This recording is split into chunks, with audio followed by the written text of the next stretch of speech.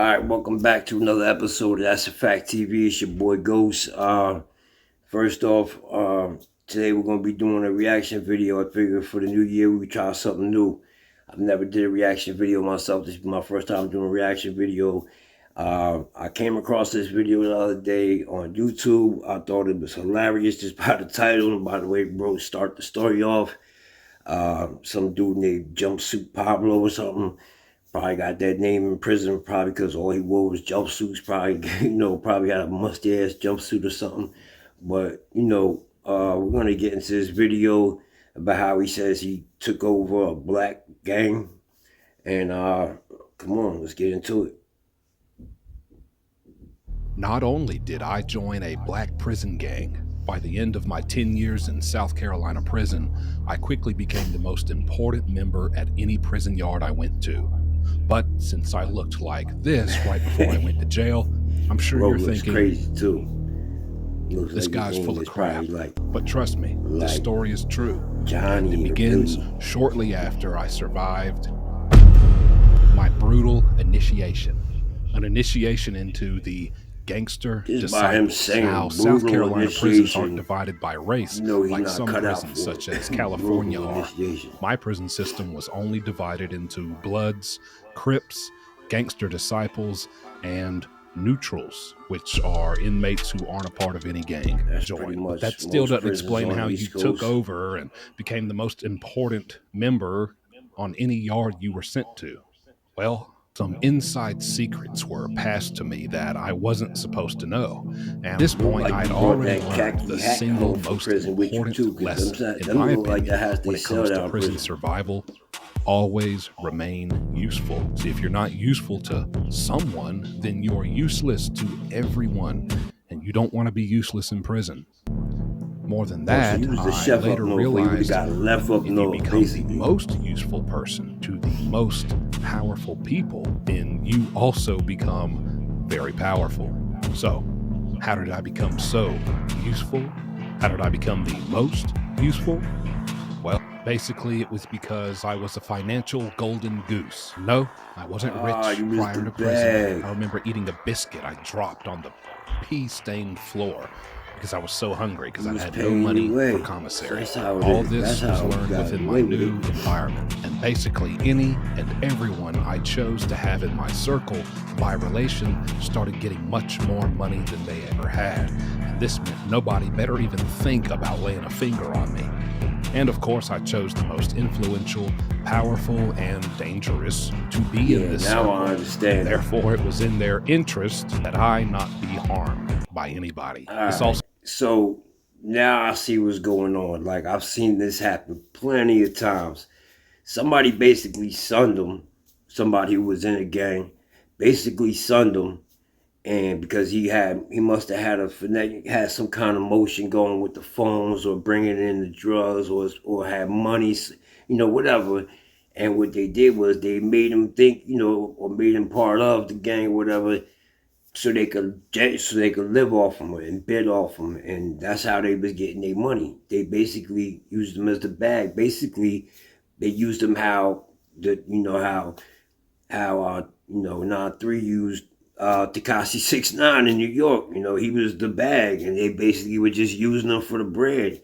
So that's basically what his part was. He was basically the bag, and motherfuckers they just made him think he was gang so they could, reap the benefits of whatever it was that he was bringing in. Phones, drugs, whatever play motion he had going on, they basically turned him into, gangster disciple, whatever gang he was claiming. Just for the bag. It wasn't because they really wanted you, bro. They just wanted your money, your bag, whatever motion you had. And I've seen it happen a million times before. And it usually don't work out good for these guys like this, But let's get back into it, man. But that really do look like the hat that they saw in the prison commissary. But let's get back into it. This also trickled down in little ways where I no longer had to participate in violations, gang punishments for members who break rules.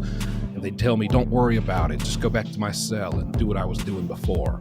I no longer had to show up at these mandatory meetings because what he's doing is too important and it benefits the organization. Yeah, also because they was talking about you too at the meetings, and they didn't want you knowing more. They didn't want you knowing shit. Felt like having on any given day. And for a portion of those 10 years, lived like a king. And it stayed this way until the day I went free. Yeah, because you just kept, because you was paying, you was paying to live, basically. You was paying to live. You basically was paying the gang for protection. You was the bag.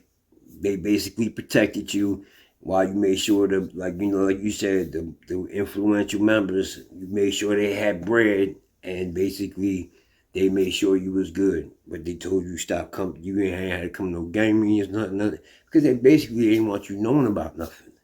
They basically, at those meetings, was discussing you being the bag and how nobody fucked that up for anybody because everybody was getting a part of that shit. So, and this happens a lot of times to a lot of people, and people don't realize that they're getting done dirty, but basically it was the Tekashi 6ix9ine situation. But now let's get into this video. This is I see he had like a couple different videos that led off it, and I guess this was the second video he made after that video, and in response to that video, because I guess people called him out on his shit. They called him saying he was capping. I believe that people might have fed his head thinking he really had that he was part of the gang and that he had some kind of motion. A lot of people in the comments on my one video have been hating the video where I told the truth about how I took over a black prison gang when I was in there for 10 years. All these comments, oh, big cap, he's capping, no, cap, big cap. Big crap, okay, because you don't know. So, and guess what? I talked to the fellas, the fellas who I was in there with, and some that I wasn't in there with but are still a part. They're coming over today. Yeah, the fellas. They're coming over. We're going to talk. Everything's fine. We had a phone call. They're coming over. I got snacks. I'll get them on here to vouch. I'm hoping. I'm going to try to get a video with the guys, the gang. Get them on here and put all the crap and all the haters to rest. And listen, all you guys who hated, I want you to keep that same energy. Make sure you comment on that video. He commented on the video saying he's a big dude's a cornball. Okay, make sure you comment and apologize to me. Apologize and admit you were wrong, but you won't. Somebody finessed him. You won't. He was the bag. Yeah, about an hour, me and the fellas used his weakness. And that's what happens, people prey on the weak. If you have some kind of motion going, whether you're bringing in the phone or you got your people bringing you up something, if it's whatever you're doing, people will, make you think you're a part of a gang or something, and just so that they could, survive off of your hustle, and I'm pretty sure that 60 to 70% of his hustle was going out to the gang, if not more. They was probably just letting him keep, enough to get by, or, he was probably living all right, but believe me, I'm pretty sure he was breaking everybody off, and whoever he was breaking off the other members on his unit or on whatever side or whatever prison he was in, just to make sure that everything went cool for dude, so this way, he didn't get himself in no shit. That's why they told him not to come to meetings, not to do none of that stuff, because they really didn't want him knowing shit. They was probably talking about him at the meetings, saying what goes on and what happens and all that other stuff. So let's get into the rest of this.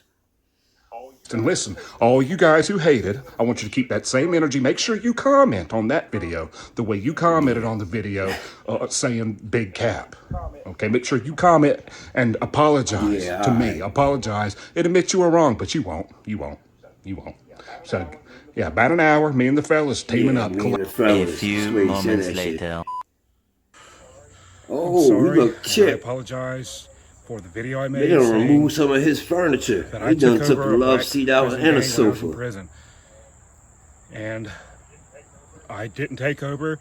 I didn't have any rank. I just joined, and I didn't really have any say-so over anything. I'm sorry. You can tell by the collar of his shirt. They done yoked him all up. I also apologize for they done removed his furniture. I may have disrespected by saying that. and making a video about that. I did not mean that. And bro, sound like Forrest Gump about that. I'm that. sorry and I apologize. Yo, but they done yoked him up. Got him looking, yo, not a t-shirt collar be looking like that. You done been, after people been fighting, somebody done yoked him up, and yeah, you could tell.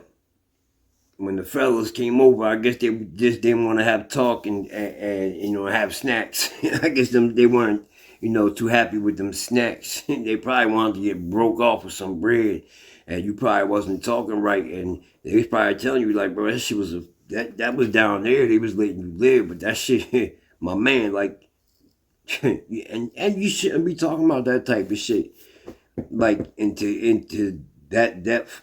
Or saying it the way you said it, because the way you said it could have been taken disrespectful. And let's get into the last. Just know that I'm sorry and I apologize, and I'm not going to make any more videos about that. I bet you won't make no more videos about that.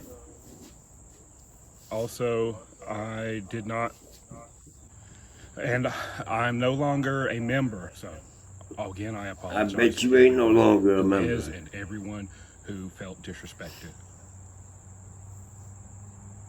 He looking to the corner like he's scared. Somebody standing over there making him feel scared about that. Like somebody over there in the cut making him think about what he's saying, or they told him what to say and making sure he say what he's supposed to say. But you could tell like from the beginning, like bro just don't seem like he was the type that was cut out for that life down prison. And like I said, he probably came down there and like he said, like I found, like he found out, he said, I found out if you don't make yourself useful to someone, that you're not useful to anyone. So basically, you realize that if you paid your way, that you was going to be able to live. So basically, you got sunned. They made you feel like you was a part of something. And they basically was taking your bag or your motion, whatever you had going on.